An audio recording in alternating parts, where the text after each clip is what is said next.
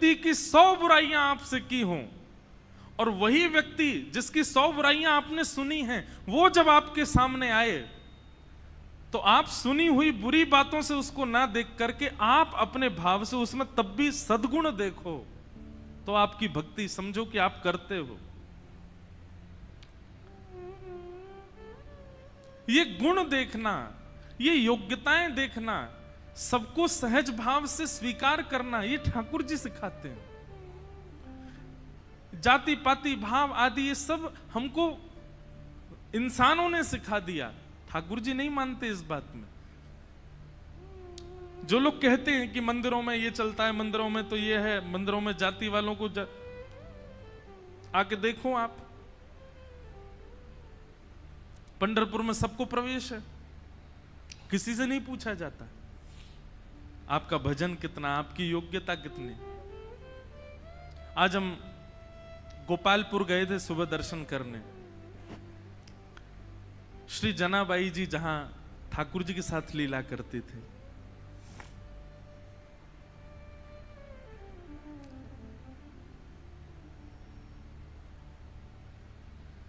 जनाबाई जी का चरित्र बहुत सुंदर है। महाराष्ट्र के किसी भी भक्त का आप चरित्र सुनो, अद्भुत है, एक अलग विलक्षण सुख मिलता है उसमें। और जब से मैं गोपालपुर होके आया, फिर लोगों से मिलके, मैं तब से जनाबाई जी का ही भाव सुन रहा था। अभी तक भी, यहां आने से पहले तक भी श्री जनाबाई जी का ही चरित्र पढ़ रहा था, और पढ़ते पढ़ते बार बार स्मरण कर रहा था उन स्थानों का जो जो हम देख करके आए गोपालपुर में। फिर सामने चंद्रभागा जी के तट पर ठाकुर जी के और भगवान श्री कृष्ण के और भगवान श्रीमन नारायण के चरण चिन्ह, चरण पादुका के दर्शन। तो जनाबाई जी का स्मरण हो रहा था बार बार। बहुत पावन चरित्र है श्री जनाबाई जी का। जनाबाई जी कैसे आई ठाकुर जी की शरण में? छोटी सी थी जनाबाई, अपने माता पिता के साथ आषाढ़ी एकादशी के दिन आई यहां पर, जिस दिन सबसे ज्यादा भीड़ होती है पंढरपुर में, और पहले से ही सोच करके आई थी कि मुझे वापस घर नहीं आना है।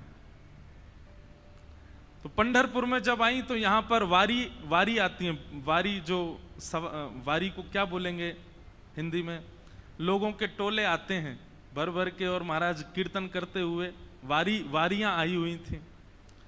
सब नाच रहे हैं, गा रहे हैं, विठल विठल विठला, माजा पांडुरंग विठला, जय जय राम कृष्ण हरि। पंढरपुर में आते ही नेत्र सजल हो गए। जनाबाई छोटी सी हैं, अभी 7-8 वर्ष की आयु है। मैंने एक दिन कथा में एक बात कही थी, भक्ति 2 लोगों के भीतर प्रकट होती है, या तो उसके जो पूर्व जन्म से करता आया था, कुछ शेष भाव रह गए थे, तो इस जन्म में जन्म से ही उसके अंदर भक्ति आ जाती है। 7-8-6 वर्ष की आयु में ही उसके अंदर भक्ति भाव फूटने लग जाते हैं। या तो उस व्यक्ति के अंदर भक्ति आती है जिसके अंदर पूर्व जन्म से भक्ति भाव हो, या फिर उसके अंदर भक्ति आती है जो घोर नास्तिक हो। 2 ही लोग ही भक्ति भाव में प्रवृत्त होते हैं। जनाबाई आई और यहां भीड़ में अपने माता पिता की उंगली पकड़ करके घूम रही थी, और वारी में जब आगे पीछे लोगों के धक्का मुक्की हुई तो माता पिता का हाथ छूटा नहीं, छोड़ दिया, जानबूझ करके खो गई बड़ी भीड़ में।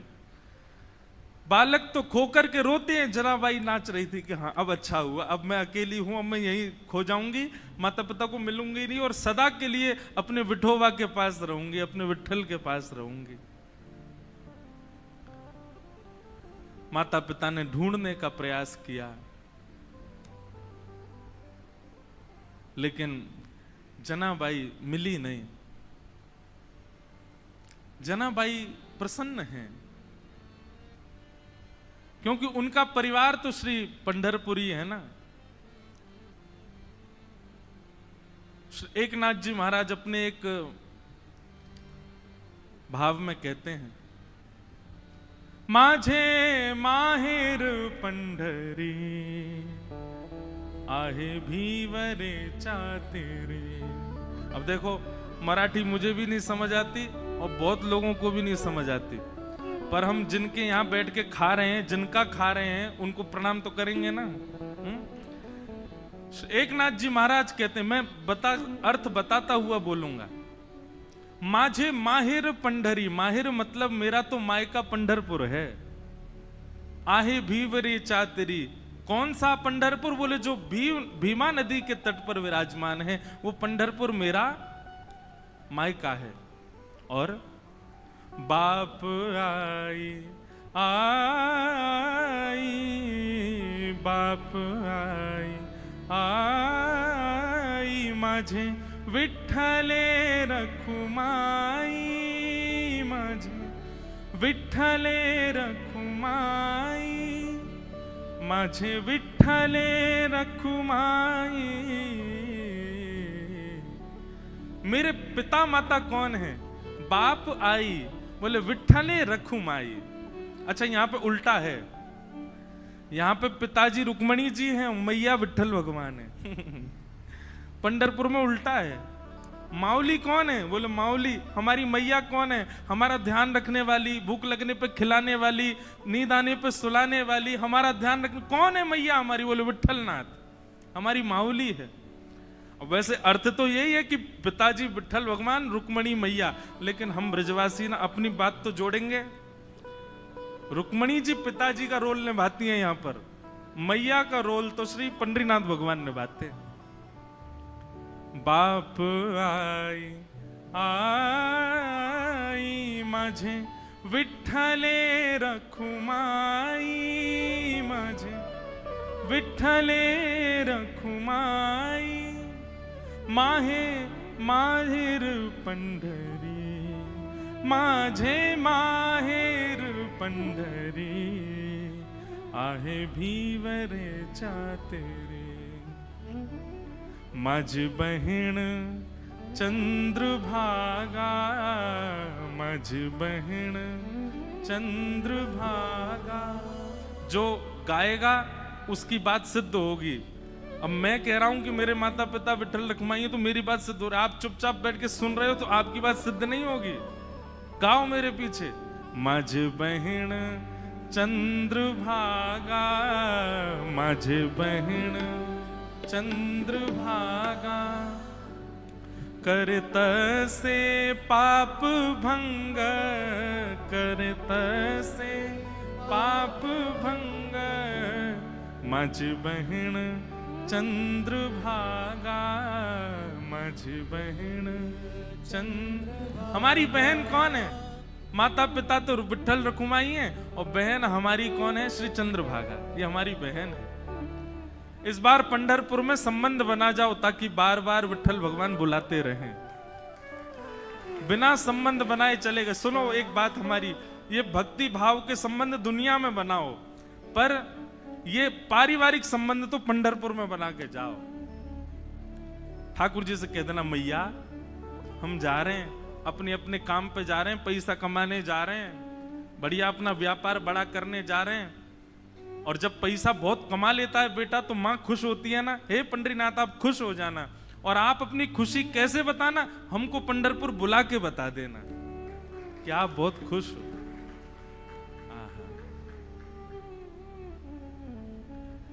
यही भाव चल रहा है जनाबाई के चित्त में। माता पिता बिछुड़ गए, मेला में छूट गए पीछे, लेकिन जनाबाई इस बात से दुखी नहीं है। बोले क्यों? बोले मेरे माता पिता तो विठ्ठल रखुमाई है, मेरी बहन तो चंद्रभागा है। ये सब संत महापुरुष जो उछल उछल करके राम कृष्ण हरि कीर्तन कर रहे हैं, ये सब मेरे भाई बंधु हैं, यही मेरा परिवार है, मैं अब इन्हीं के बीच में रहूंगी। जनाबाई बताओ, बिछुड़ने पे प्रसन्न हो रही है, खो गई है मेले में, चंद्रभागा नदी के तट पर बैठी हैं। लेकिन एक दिन, 2 दिन, 3 दिन, 4 दिन बीत गए। बहुत भीड़ होने के कारण जनाबाई को ठाकुर जी का दर्शन नहीं हुआ। मंदिर में प्रवेश करती है, लेकिन सुबह से रात हो जाती है, खड़े खड़े मंदिर में जा ही नहीं पा रही जनाबाई। तब चंद्रभागा के तट पर जाकर के बैठी हैं। और जाकर के अपने हृदय पर हाथ रख के कह रही, अरे मेरे बिट्ठोवा, अरे मेरे बिट्ठू राय, कब मिलोगे? तुम्हारे लिए सब छोड़ करके आ गई मैं। मीराबाई का भाव है ना, भाई छोड़िया बंधु छोड़िया, छोड़िया जग सोए। साधुअन संग बैठ बैठ, साधुअन संग बैठ बैठ, लोक लाज खोई रे, मेरे तो गिरधर गोपाल दूसरो न कोई, दूसरो न कोई। सब छोड़ दिया मैंने विठोबा आपके लिए, और आप हो भीतर बैठे हो बस ऐसे कमर पे हाथ धर के, मुझे दर्शन ही नहीं दे रहे हो। बंधुओं, धाम की कृपा का अनुभव करना हो ना, तो धाम में विराजमान जो छोटे छोटे तीर्थ हैं, जैसे अब पंढरपुर का मुख्य तीर्थ क्या है? पंडरीनाथ भगवान का मंदिर, लेकिन वहां तो सबकी भीड़ लगी है, सबको दर्शन हो जाए सुलभ नहीं। तो जब तक पंडरीनाथ भगवान दर्शन नहीं दे रहे, ये आसपास छोटे छोटे तीर्थ जो हैं, यहां जा जा करके दर्शन करो। चंद्रभागा जी से प्रणाम करो, गोपालपुर में जाकर के प्रणाम करो, और बाहर पंडरीनाथ भगवान के मंदिर के सामने नीचे चंद्रभागा जी के तट पर पुंडलीक का स्थान है, वहां प्रणाम करो। ये विष्णुपदी जाकर के प्रणाम करो। पंढरपुर की 2-2.5 किलोमीटर की परिक्रमा, वो परिक्रमा कर प्रदक्षिणा करके प्रणाम करो।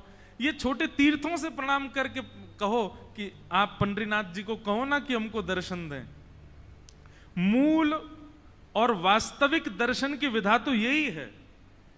ये छोटे तीर्थ इसीलिए बनाए कि भाई इनको रिझाओ, तो ये अप्रोच लगाएंगे ऊपर की भाई इसको दर्शन दो, तब आपको दर्शन होगा ठाकुर जी का। अब हम तो ज्यादा ही बड़े लोग बन गए ना, वीवीआईपी घुस जाते हैं भीतर, लेकिन मूल उद्देश्य, मूल तरीका तो यही होना चाहिए। छोटे छोटे तीर्थों में जाकर के वंदन करो, उनकी कृपा से ठाकुर जी का दर्शन हो। हमारे वृंदावन में श्री यमुना जी से प्रार्थना करो, ब्रजवासियों से प्रार्थना करो, रज से प्रार्थना करो, तब बिहारी जी का दर्शन होगा। तो जनाबाई बैठी हैं और चंद्रभागा जी के तट पर बैठी बैठी रुदन कर रही हैं कि हे विठोबा कब मिलोगे, हे विठुराय कब मिलोगे। तभी उनके रुदन के स्वर को एक महापुरुष ने सुना। बहुत ध्यान से सुनो। और वो महापुरुष कौन है? श्री नामदेव जी के पिताजी। उन्होंने जब सुना तो कहा, लाली हम तुझे दर्शन कराएंगे, जब तक चल हमारे घर ही चल, वहां रह के कुछ खान पान करना, भोजन इत्यादि कर लेना, अच्छा सुख मिलेगा। जनाबाई उनके साथ चली गई घर। वहां पर नामदेव जी महाराज और बड़े बड़े कीर्तनकार कीर्तन कर रहे थे। कीर्तन में बढ़िया मृदंग बज रही है, कांसे बज रहे हैं, बालक सब वारकरी बालक जैसे कीर्तन करते हैं। अब ये सोचो कि नामदेव जी महाराज आदि के समय पर कीर्तन जो होता था उसकी एक बिंदु है ये, वो कीर्तन कैसा रहता होगा। एक जगह वर्णन आता है प्रसंग में, एक बार नामदेव जी का कीर्तन चल रहा था, तो कीर्तन की ध्वनि पंडरीनाथ भगवान को सुनाई देने लगी। तो पंडरीनाथ भगवान रुक्मणी जी से बोले सुनो मेरा मन नहीं लग रहा अब यहां पर। रुक्मणी जी बोली क्या करना है? बोले मैं जा रहा हूं कीर्तन में। बोले इतने लोग जो दर्शन के लिए आ रहे हैं ये? बोले अब इनको आप संभाल लो, लेकिन मुझे बहुत जोर से मन कर रहा है कीर्तन में जाने का, मुझसे रुका ही नहीं जा रहा, मैं जा रहा हूं नामदेव जी के कीर्तन में। रुक्मणी जी बोली आप जाइए, मुझे उसकी कोई परवाह नहीं, उसके लिए मना नहीं, लेकिन आप एक चीज देखिए, नामदेव जी नेत्र बंद करके गा रहे होंगे, वैष्णव उछल उछल करके नृत्य कर रहे होंगे, आप जैसे ही जाओगे पूरी जनता आपके पीछे पड़ जाएगी, कीर्तन में भंग हो जाएगा, आप जाकर के वहां कीर्तन में विक्षेप डाल दोगे। तो एक बार पंडरीनाथ जी रुक गए, बोले अच्छा हाँ सही कह रही हो, फिर तो नहीं जाऊंगा मैं। लेकिन जैसे ही नामदेव जी के ऊंचे ऊंचे स्वर सुनाई दें, विठल भगवान खड़े खड़े के, मुझसे रुका ही नहीं जा रहा, अब जो होगा देख लूंगा, मैं कोने में खड़ा हो जाऊंगा, लेकिन मुझको जाने दो। रुक्मणी जी बोली जाओ। सोचो विचार करो, भक्तों के स्वर के लिए ठाकुर जी त्रिलोकीनाथ उतावले हो रहे हैं। ठाकुर जी तुरंत कमर पर हाथ धरे, ऐसे ही दौड़े। अच्छा कभी कभी एक मन में भाव आ रहा था कि श्री पंडरीनाथ भगवान सारे काम ऐसे ही करते हैं क्या? यहाँ पे दौड़ते भी ऐसे ही होंगे, सोते भी ऐसे ही होंगे, बैठते भी ऐसे ही होंगे, खाते तो होंगे ही नहीं दूसरों से कि तुम खिलाओ, हमारे तो हाथ यूं हैं। पंडरीनाथ भगवान पीतांबरी पहने, गले में सुंदर माला है और ये मुकुट धारण किए, मत्स्याकृत मछली के आकार के कुंडल, और दौड़ रहे हैं नामदेव जी के कीर्तन की ओर। असंख्य भीड़ लगी है। ठाकुर जी ने सोचा कहीं विघ्न ना आ जाए, तो बाहर खड़े हो गए और जहां से केवल नामदेव जी की झलक दिख रही है, कीर्तन हो रहा है, सब नाच रहे हैं, वहीं से ठाकुर जी देख रहे हैं और देख करके वहीं झूम रहे हैं। इतना आनंद ठाकुर जी को आ रहा है। लेकिन झूमते झूमते झूमते झूमते ठाकुर जी को सुध बुध नहीं रही और ठाकुर जी तो कोने से भीड़ में आ गए। अब जैसे ही ठाकुर जी आए, लोगों को कस्तूरी की सुगंधी आने लगी, बढ़िया। पीछे मुड़ मुड़ करके देखें, साक्षात पंडरीनाथ भगवान खड़े हैं।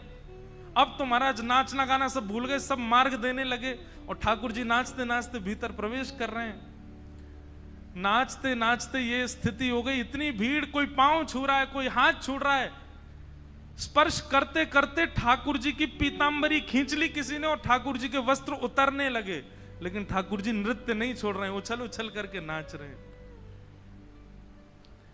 स्थिति ये हुई, आज हरि देखे नंगम नंगा। ठाकुर जी के सबरे वस्त्र खींच खींच के ले गए और ठाकुर जी निर्वस्त्र अवस्था में नृत्य कर रहे हैं नामदेव जी के कीर्तन। नामदेव जी के जब नेत्र खुले और सामने ठाकुर जी को देखा, नेत्र सजल हो गए। जय हो। कभी कभी संशय होता है, नाथ हम आपके भक्त हैं कि आप हमारे भक्त हो? अरे इतना उतावलापन, इतनी उत्सुकता तो किसी भक्त में नहीं होती। वो अपने वस्त्र का भान तो रखता है, आप तो कीर्तन में वस्त्रों का भी भान नहीं रखते नाथ। ऐसे हमारे श्री पंडरीनाथ बड़े दयालु ठाकुर जी। तो जनाबाई जैसे ही पहुंची नामदेव जी के घर, वहां नामदेव जी कीर्तन कर रहे थे, वैष्णव नाच रहे हैं, मृदंग लेकर के करताल बजा रहे हैं। तभी जनाबाई को क्या दिखा कि श्वेत श्वेत वस्त्र, श्वेत श्वेत टोपी पहने सब वारकरी, और इनके बीच में एक पीतांबरी पहने और गोल गोल गोल कोई घूम रहा है। जनाबाई 4 दिन से तो दर्शन हुए नहीं थे ठाकुर जी के। गौर से देखा तो महाराज, आहा, सुंदर ते ध्यान उभे विटवारी, सुंदर ते ध्यान उभे विटवारी, सुंदर ते। श्री तुकाराम जी कहते हैं, जिनका ध्यान इतना सुंदर है, विट्ठल पर जो वीट के ऊपर खड़े हैं, आहा। जैसे ही दर्शन किया जनाबाई के तो रोम रोम प्रफुल्लित हो गए, आनंदित हो गए। आहा, साक्षात पंडरीनाथ भगवान नृत्य करने हैं नामदेव जी के कीर्तन में। जनाबाई तो वहीं बैठ गई।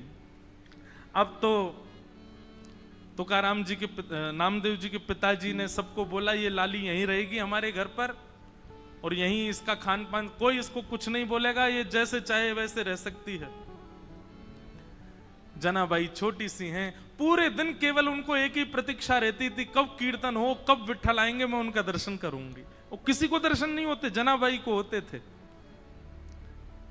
नामदेव जी कीर्तन करते और जैसे विट्ठल आते, नामदेव जी जनाबाई उछलने लग जाती, विठोवा आ गए, विठोवा आ गए। सब जनाबाई को देखते, छोटी बालिका है ऐसा सोच करके अनसुना कर देते, लेकिन उनको तो प्रत्यक्ष दिखते थे ठाकुर जी। सब लोग दर्शन करने के लिए जाते थे। जनाबाई को कहते थे तुम चलो साथ में।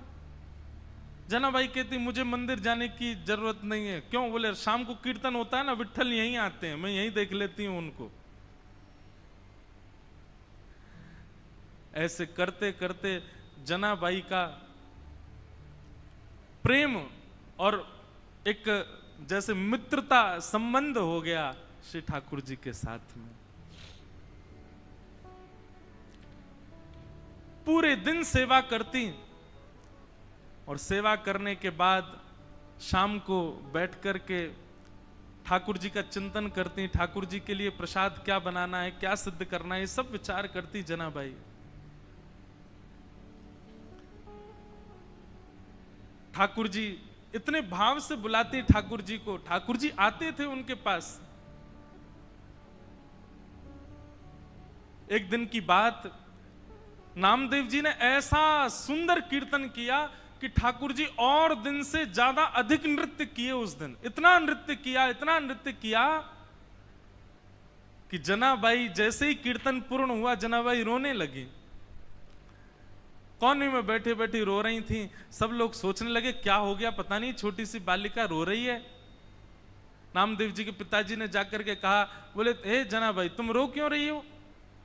जनाबाई कहती हैं आज कीर्तन इतना सुंदर हुआ। बोले सुंदर कीर्तन में रोया जाता है? बोले नहीं, मैं इसलिए नहीं रो रही, आज कीर्तन इतना सुंदर हुआ कि पंडरीनाथ आए, विठोबा आए और इतना नृत्य किया, मुझे तो मन में पीड़ा हो रही है। वो पूरे दिन खड़े रहते हैं, इतना नृत्य करके गए, कहीं उनके पांव दर्द तो नहीं कर रहे होंगे, कोई उनके पांव दबा रहा होगा कि नहीं? मुझे तो उस बात की बड़ी पीड़ा होती है।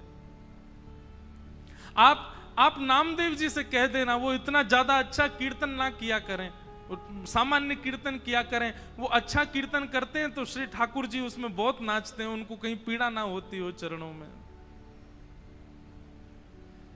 बंधुओं, ये सब भाव ठाकुर जी आपके जब से प्रसन्न होते हैं, तब से प्रसन्न होते हैं, नियमों से प्रसन्न होते हैं, आपकी विचारधारा भावनाओं सबसे प्रसन्न होते हैं। पर जब ऐसी भावनात्मक बुद्धि आपकी हो जाती है, आप छोटे छोटे भावों में भी चिंतन करने लगते हो, तब ठाकुर जी अति प्रसन्न होते हैं। हमारे गोवर्धन के श्री पंडित गया प्रसाद जी महाराज, अभी की बात 20-25 वर्ष पहले गिरिराज जी में झाड़ू लगाते थे। कोई कहता बाबा तुम पूरी गिरिराज जी में झाड़ू काहे को लगाओ? तो बाबा ब्रज भाषा में बड़े भाव से बोलते, कहा बताऊं, जे नंद जी को लाला माने नाए, नंगे पाम डोले पूरे ब्रजमंडल में, और नंगे पाम डोलतो गिरिराज जी पे आतो होएगो तो यहाँ पे ये कंकड़ पत्थर और ये कांटे बाकी पामन में लग जाते होंगे, फिर रोतो जातो होगो, यशोदा मैया को बतातो होगो। या मेरे मन में तो भाव आवे कि मैं झाड़ू लगाए कि सबरे कंकड़ पत्थर और सबरे कांटे इनको किनारे कर दूं, कहीं नंद जी को लाला आवे तो बाकी पामन में कहीं कोई कठोर वस्तु लग नहीं जाए। और ये बात कहते कहते रोने लग जाते थे। ऐसे भाव बंधुओं, क्षमा करना, आपका नियम 1 घंटे से 4 घंटे में परिवर्तित हो गया, आपकी साधना 4 घंटे से 1 दिन में परिवर्तित हो गई, आपकी तीर्थ यात्रा हर साल की 4 बार की फिक्स हो गई, इससे ठाकुर जी प्रसन्न नहीं होते। पर आप जब भी नेत्र बंद करते हो, आपके चिंतन में एक भाव, एक प्रेम प्रकट होता है। जैसे अपनों के लिए होता है वैसा प्रेम ठाकुर जी के लिए प्रकट होता है, तो ठाकुर जी प्रसन्न होते हैं। जनाबाई मन में सोच रही है, मेरे पास विठोबा होते, मेरे पास विठ्ठल होते, घी लेकर के आती, चरणों में मालिश करती, अपने हाथ से चरण दबा देती, मेरा विठोबा बहुत कष्ट में आ गए होंगे आज तो। और यही बोलती जा रही है। अब सब तो वहां से उठ करके सोने चले गए, लेकिन वो यही चिंतन कर रही हैं, आज विठ्ठल के पांव में दर्द हो रहा है, आज मेरे पंडरीनाथ के चरणों में दर्द हो रहा होगा। ये भाव मन में सोच ही रही थी कि इतने में ही पीताम्बरी पहने, कटी पर हाथ धरे, सुंदर सांवल वर्ण ठाकुर जी का श्री पंडरीनाथ भगवान वहीं प्रकट हो गए। और प्रकट होकर के जनाबाई के सामने बैठ करके पांव आगे पसार दिए, बोले रो क्यों रही हो? तो फिर दबाओ हमारे चरण। आपको अगर लग रहा है कि हमारे पैरों में पीड़ा हो रही है तो दबाओ ना। आहा, जनाबाई, छोटी सी जनाबाई अपने हाथों से ठाकुर जी के चरण दबा रहे हैं।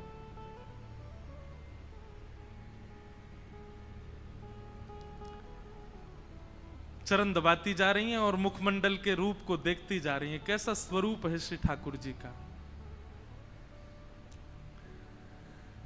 अब छोटी सी बालिका, और क्या कोई वेद मंत्र तो आते नहीं उनको, कोई शास्त्रों की बात तो आती नहीं। ठाकुर जी से पूछे, पैर दबाते दबाते जनाबाई पूछ रही है, भोजन किया आपने? ठाकुर जी बोले हाँ किया। तो क्या पाया?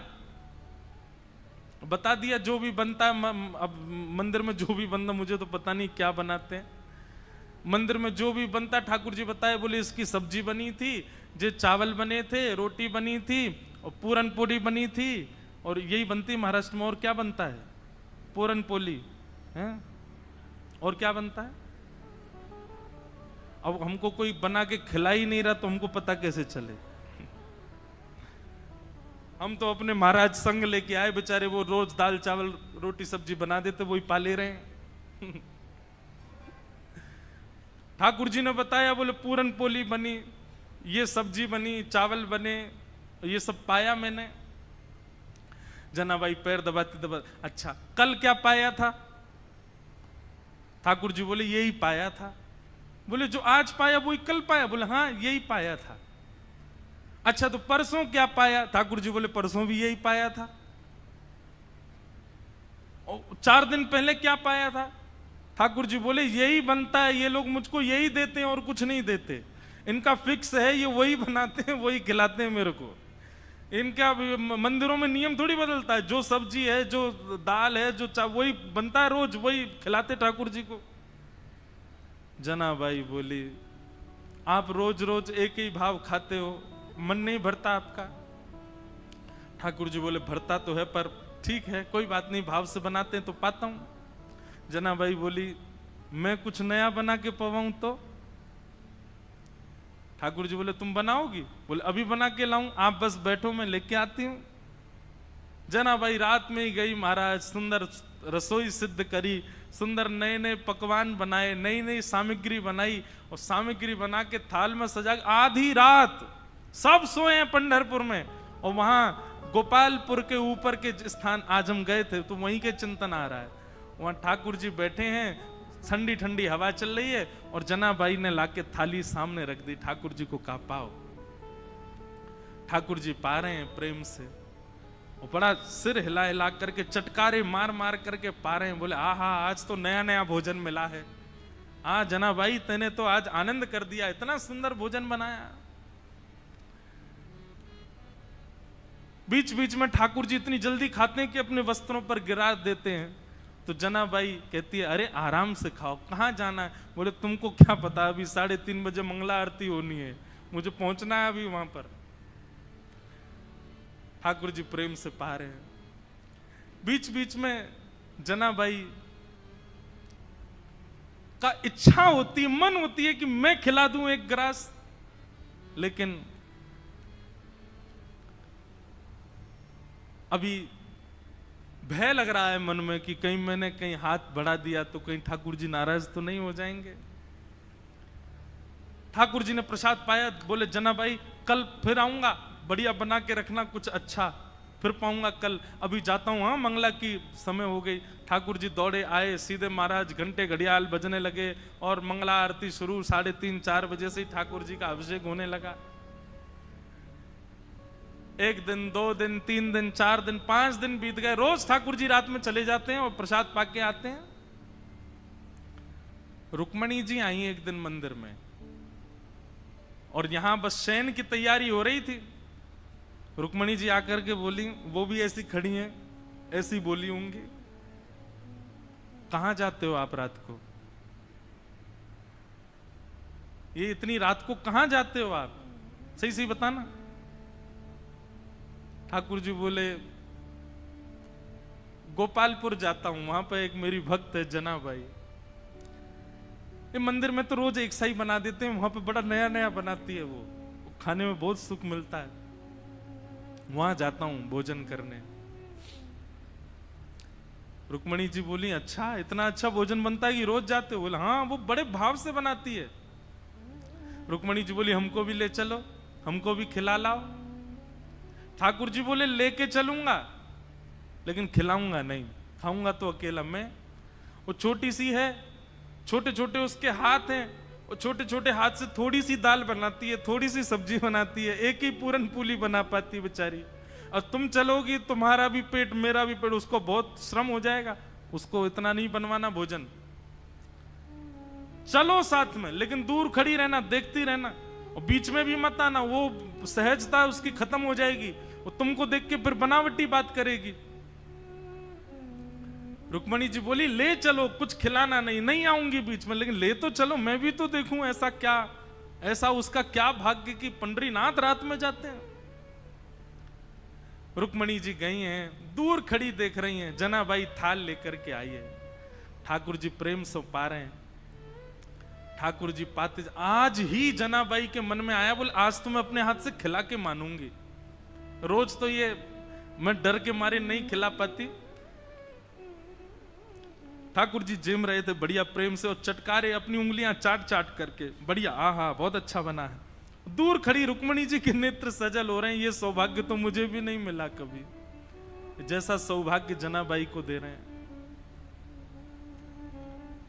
बीच में जनाबाई के मन में भाव आया, आज तो मुझे खिलाना ही है, तभी एक सामग्री उठाकर जनाबाई कहती, बिठोबा ये तो पाओ, और ऐसे खाने में तल्लीन थे ठाकुर जी। ठाकुर जी ने भी विचार नहीं किया, ठाकुर जी ने भी मुख खोल दिया, हाँ खिलाओ। और जनाबाई ने जैसे ही अपना मुख अपने हस्त कमल से सामग्री ठाकुर जी के मुख में दी है, जनाबाई का हाथ वहीं रुक गया, ठाकुर जी का मुख वहीं रुक गया, दोनों के नेत्र सजल। और दूर खड़ी रुक्मणी जी भी कह रही हैं, धन्य है जनाबाई, धन्य है, इनका सौभाग्य देखो, ठाकुर जी साक्षात इनके हाथों से पा रहे हैं।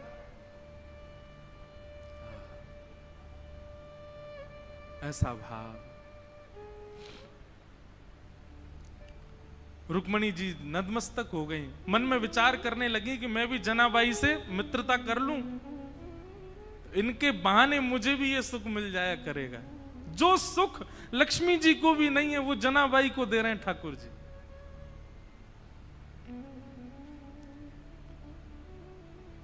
ठाकुर जी नित्य जाते हैं, रात भर जनाबाई के पास रहते हैं और कुछ नहीं करते, जनाबाई अपना काम करती रहती है, ठाकुर जी बैठे बैठे देखते रहते हैं। बंधुओं, भक्ति जब अपनी स्थिति में आएगी, जैसे मैंने आज प्रारंभ में कहा ना, एक माइलस्टोन, एक बात याद रखिएगा, आपका नाम जप, आपकी साधना, आपका कथा श्रवण, आपका नित्य भगवत स्मरण, उसमें एक बहुत विशेष माइलस्टोन जो आएगा वो ये कि एक दिन आप अपने भावों को शब्द में परिवर्तित करके गाने लग जाओगे। माफ कीजिएगा, क्षमा कीजिएगा, लेकिन अभी भक्ति में गायन प्रारंभ नहीं हुआ, भक्ति में लिखना प्रारंभ नहीं हुआ, भक्ति में शब्दों में पिरो करके उन भावों को पदावली के रूप में करने का प्रारंभ नहीं हुआ, तो अभी आप उस माइलस्टोन पर पहुंच नहीं पाए हो। बात समझ रहे हैं ना मेरी? आपके भक्ति भाव शब्द में परिवर्तित होने लग जाएं, आपका मन हो मैं लिखूं, मैं गाऊं, मैं सुनाऊं, तब समझो कि हाँ अब एक सीमा पर आप पहुंच गए हो, ठाकुर जी के समीप बस पहुंचने ही वाले हो। हम एक बात कथा में कहते हैं, जिसने भी पाया गा करके ही पाया, बिना गाए किसी ने नहीं पाया।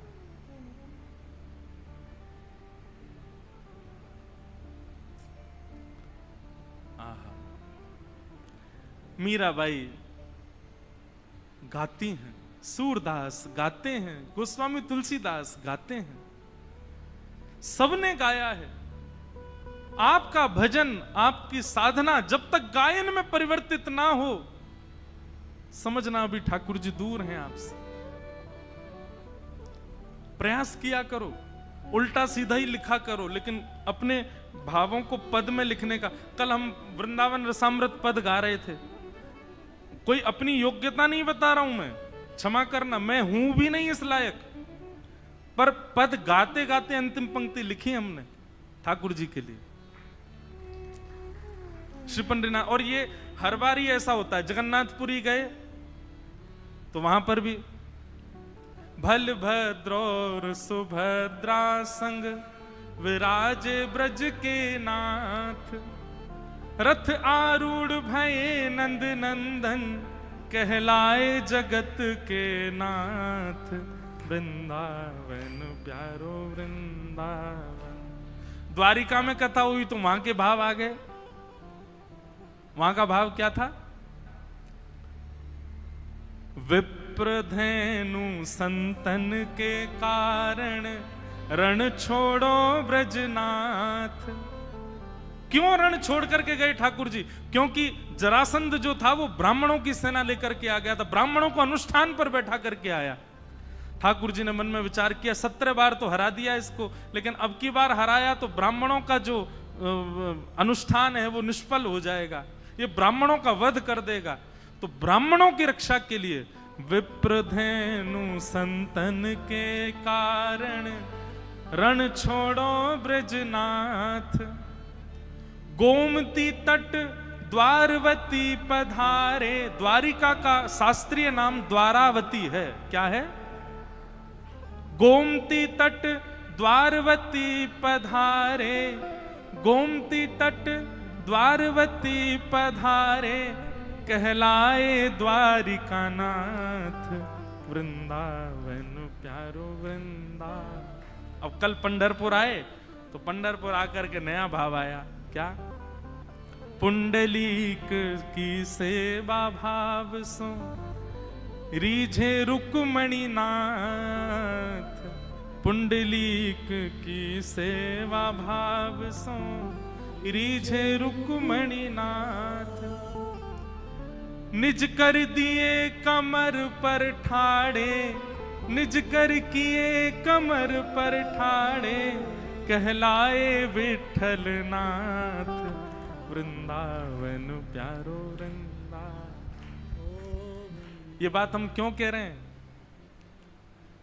आपकी भक्ति जिस दिन शब्दों में परिवर्तित हो जाए, जिस दिन गायन में परिवर्तित होता है, जिस दिन भावों में परिवर्तित हो जाए, समझ जाना अब ठाकुर जी मिलने का मन बना चुके हैं आपसे।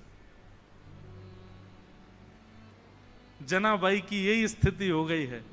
पूरे दिन तो नामदेव जी के घर में सब काम करती हैं, झाड़ू पोंछा बर्तन खान पान सबकी सेवा करती हैं, और रात्रि में चक्की पीसती हैं। और चक्की की जो घर घर घर आवाज आती है, उस घर घर घर आवाज को ही ताल बना करके जनाबाई पद गाती हैं। पद, अब मुझे जनाबाई का कोई पद याद नहीं। मैं पंढरपुर में इसीलिए पीछे रह जाता हूँ, मुझे यहाँ के भाषा का दिक्कत हो जाती है। मराठी भाषा है और कैसे गाऊं, भाव जब तक समझ नहीं आए। आज 2 बालिकाएं हैं, वो इतना सुंदर गाती हैं, रोज ठाकुर जी को आके सुनाती हैं। और मैं उनसे सुनता तो हूं, फिर मैं पूछता हूं इसका अर्थ क्या है, फिर अर्थ सोच करके सोचता हूं अब मैं गाऊंगा, लेकिन वो शब्द मुझे नहीं बैठ पाते बढ़िया से जुबान पे। तो जनाबाई पद गा रही थी आज, और महाराज ध्यान से सुनिएगा सब लोग, जनाबाई पद गा रही थी और इतने में ठाकुर जी आ गए। और ठाकुर जी आकर के मानो पीछे खंबे से टेक लगा करके और नेत्र बंद करके बड़े भाव से सुन रहे हैं जनाबाई के भाव। और केवल इतना ही नहीं, ठाकुर जी ने तुरंत कलम निकाली और पत्र निकाला, लिखने लगे जनाबाई के भावों को। बताओ, दुनिया गाती है, आप लिखते हो, जनाबाई गा रही है, ठाकुर जी लिख रहे हैं उसके पदों को। कितना सुंदर भाव। जनाबाई का भाव जैसे पूर्ण होवे, ठाकुर जी के और सुनाओ ना, अभी क्यों नहीं गा रही हो, और कुछ गाओ ना, इतना बढ़िया गा रही हो। जनाबाई बोली, 2 काम एक साथ कर रही हूं मैं, ये चक्की भी चला रही हूं, गा भी रही हूं, कैसे होगा इतना, मैं बालिका ही हूं, छोटी हूं अभी। तो ठाकुर जी बोले, तुम गाओ, हम चक्की चलाते हैं, तुम गाओ। और जनाबाई का हाथ में हाथ, ऊपर से जनाबाई ने पकड़ा, नीचे ठाकुर जी पकड़ करके चक्की चलाते हैं, और जनाबाई गाती है, ठाकुर जी उनके मुखमंडल को ही देख रहे हैं। आहा। एक बात कहूं बंधुओं, भक्ति का मतलब क्या है? प्रारंभ हो तो आप ठाकुर जी के पीछे पड़े रहो, लेकिन स्थिति ऐसी आवे एक दिन कि ठाकुर जी आपके पीछे पड़े रहे। ये समझो भक्ति है। आप ही उनके पीछे पड़े हो और वो उनको कोई फर्क नहीं पड़ रहा है, तो फिर ये भक्ति नहीं है, ये समझो एक तरफा प्रेम है आपका। स्थिति ऐसी हो जाए महाराज कि ठाकुर जी आपके बगैर नहीं रह पाए, ठाकुर जी को आपके बिना राजी नहीं हो, ठाकुर जी को आपके बिना व्याकुलता हो जाए, ठाकुर जी को जब तक आपकी थाली, अब कितने भी भक्तों को देखो, वहां कर्मा भाई बिना नहाए तो खिचड़ी बनाती है, ठाकुर जी दौड़ करके आते हैं उनकी खिचड़ी पाने। भक्ति का मूल रूप यही है कि आप ठाकुर जी का भजन करो, लेकिन एक स्थिति ऐसी आवे कि मेरा सुमिरन हरि करे, मेरी स्मृति ठाकुर जी कर रहे हैं, मेरे स्मरण में ठाकुर जी हैं।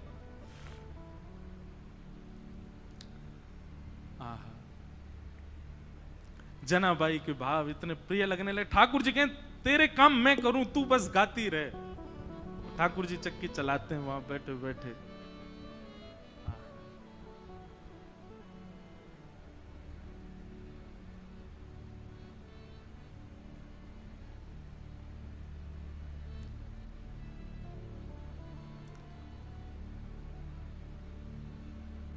एक दिन जनाबाई बोली, ठाकुर जी आप चक्की चलाते हो पर आप इतने आभूषण पहन के रखते हो कि कोई आभूषण आपके कभी टूट जाए, कोई आभूषण आपकी चक्की से टकराते रहते हैं, इतनी आवाज होती है, मुझे तो भय लगता है कोई रात में आ ना जाए।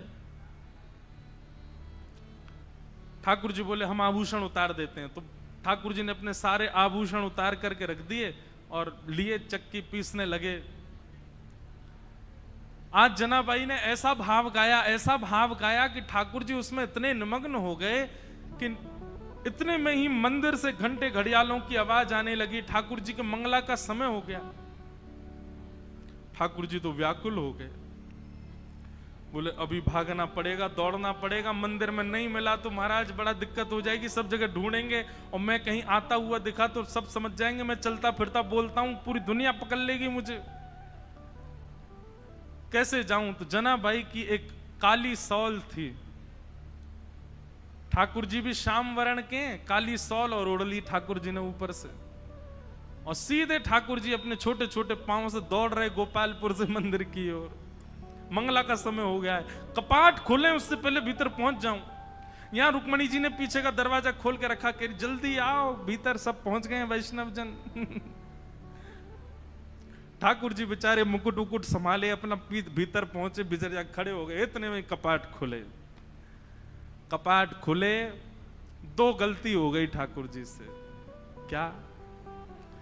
अपने आभूषण भूल आए जनाबाई के यहां, और जनाबाई की सौल पहन के खड़े हो गए वहां पे। जैसे ही कपाट खुले, पुजारी बोले हैं ये आभूषण कहां गए, और ये पुरानी सी काली सी सौल किसकी ओढ़ रखी है।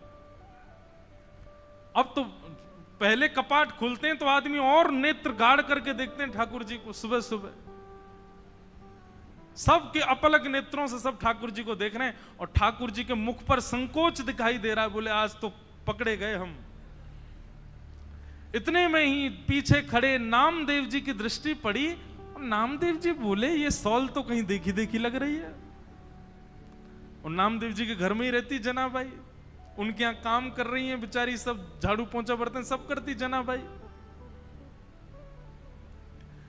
नामदेव जी के मुख से निकल गया, ये तो जनाबाई की सौल है।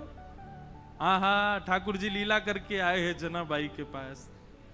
अब ये बात जैसी उन्होंने कई आसपास के लोगों में ये बात सुन ली, उनके भी मन में आ गया कि ठाकुर जी जनाबाई पे कृपा करके आए। पर इतने में ही भीतर से मंदिर से आवाज आने लगी, पुजारी कहने लगे ठाकुर जी के आभूषण चोरी हो गए, किसी ने ठाकुर जी के आभूषण चुरा लिए हैं, ठाकुर जी के आभूषण नहीं मिल रहे हैं। देखो मानव कितना विचित्र है। ये उन मानवों की निंदा नहीं, हम आप सब भी होते तो हम भी यही कहते। नामदेव जी के मुख से निकला कि ये तो जनाबाई की सौल है, तो जिन लोगों ने सुना उन्हीं लोगों ने कह दिया, बोले जनाबाई की सौल है, इसका मतलब जनाबाई ही आई थी और आभूषण चुरा करके भाग गई, सौल भूल गई यहीं पर। जनाबाई ने ठाकुर जी के आभूषण चुरा लिए। सब लोग हाथ में आयुध लिए हल्ला मचाते हुए चिल्लाते हुए सब गोपालपुर की ओर गए। सुबह सुबह का समय, ऊपर पहुंचे, जैसे ही वहां जाकर के देखा,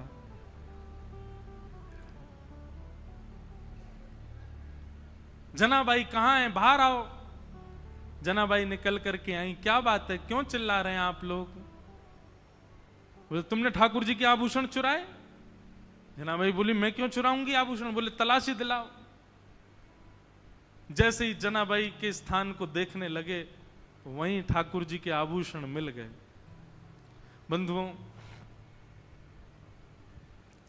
ठाकुर जी की लीला में सब सुखद सुखद ही होता है, सब अच्छा ही अच्छा होता है, ऐसा नहीं है। ठाकुर जी कब कहां क्या किस भाव से लीला कर रहे हैं ये कोई नहीं जानता। और ठाकुर जी को जब अति विशेष लीला करनी होती है ना, तो ऐसा ही कोई कष्ट हमारे लिए कष्ट है, पर जिसके साथ होता है उसके लिए वो कष्ट नहीं है। ऐसी कोई भावना प्रकट। जैसे ही आभूषण मिले सबको, जनाबाई को पकड़ लिया सबने। बहुत अशब्द सब उच्चारण करने लगे। आभूषण चुरा लिए ठाकुर जी के? अरे नामदेव जी, आपने किसको अपने घर में आश्रय दे रखा है? और आदि आदि सब चिल्लाने लगे। जनाबाई तो मौन हो गई। और मैं क्या बोलूं? इन सबको यदि ये बात बताऊं कि रात्रि में ठाकुर जी मेरे यहां आए हैं, तो ये नहीं मानेंगे। ठाकुर जी लीला करके गए, ये सब कोई स्वीकार नहीं करेंगे। जनाबाई ने एक दो बार थोड़ा सा हट तो किया, लेकिन किसी ने नहीं माना। और सब ने मिलकर के एक योजना बनाई। मैया अभी बैठो, अभी कथा चल रही है। हाँ, अभी विराज, कथा के बीच में नहीं। हाँ, मिलेंगे हम आपसे। विचार करने लगे क्या करें।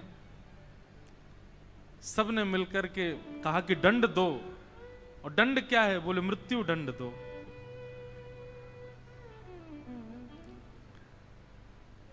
नामदेव जी मनी मन समझ गए कि ठाकुर जी अब जनाबाई को अपने अंतरंग लीला में प्रवेश देना चाह रहे हैं, इसीलिए लीला चल रही है।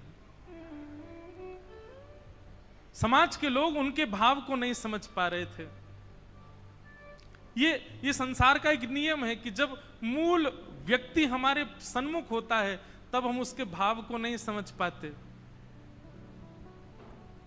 आज उन्हीं जनाबाई को पूरा विश्व पूज रहा है। पंढरपुर आने वाला हर वैष्णव प्रणाम कर रहा है।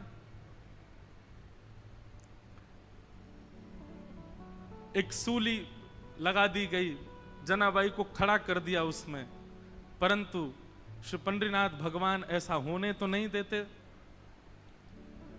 देखते ही देखते जो सूली बनाई गई थी वो जल के आकृति में परिवर्तित हो गई और श्री जनाबाई ठाकुर जी में ही विलीन हो गए। ठाकुर जी में ही उनका समावेश हो गया। सब ढूंढने लगे, खोजने लगे, जनाबाई कहां है, जनाबाई कहां है। कई लोगों को आत्मग्लानि होने लगी, अपने आप को कोसने लगे, हमने क्या किया? एक परम भक्ता वैष्णवी जनाबाई के साथ ऐसा किया। और अब कहां जनाबाई मिलने वाली हैं? वो तो श्री विट्ठल के साथ में है, विट्ठल के अंतरंग भाव में प्रवेश कर गए। ऐसी भक्तिमती जनाबाई, जिनके साथ इतनी लीला, इतनी कृपा श्री पंडरीनाथ भगवान ने की।